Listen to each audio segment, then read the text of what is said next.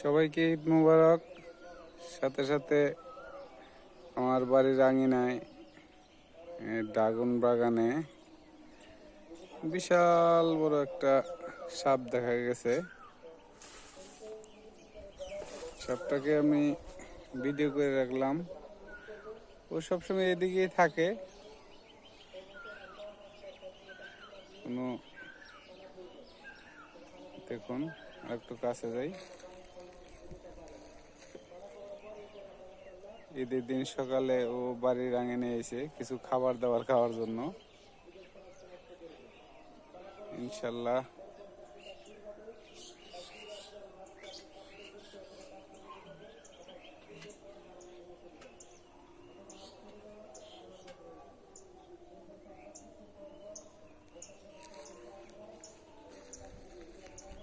দেখুন সাপটারে চলে যাইতেছে।